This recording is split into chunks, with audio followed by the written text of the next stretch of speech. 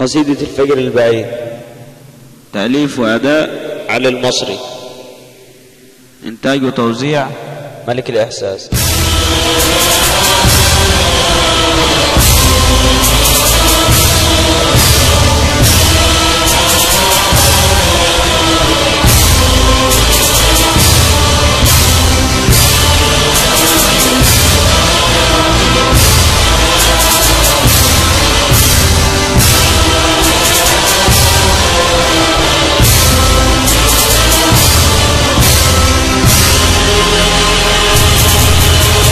الفجر البعيد.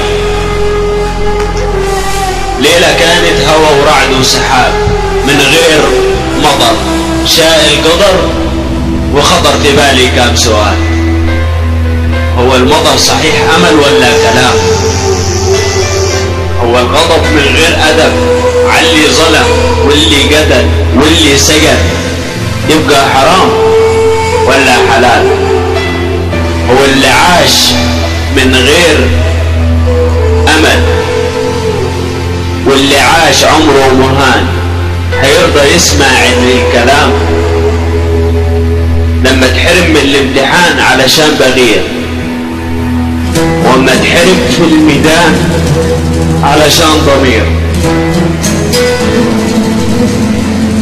الفجر البعيد هيقرب بس نسمع الأذان، بس هنحتاج قطع ايد اللي منعنا من الكلام. انا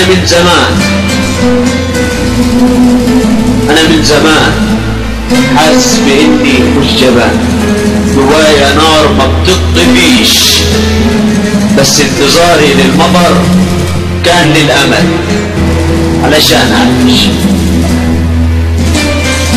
يا فجر يا بعيد اصبروا بايديا اجيب بكره بصبح جديد، صبحي لبلادي لاولادي للحياه للامل.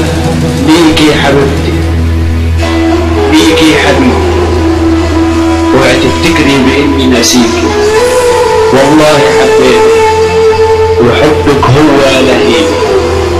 فجر البعيد جاي ليك من الاخر، ملعون ابوك يسقط.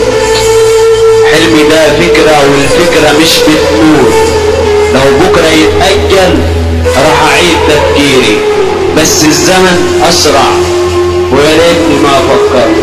لاموا عليا كتير قالوا على ايه الفكر، بلدنا كده احسن، قول يلا صلي العصر. انا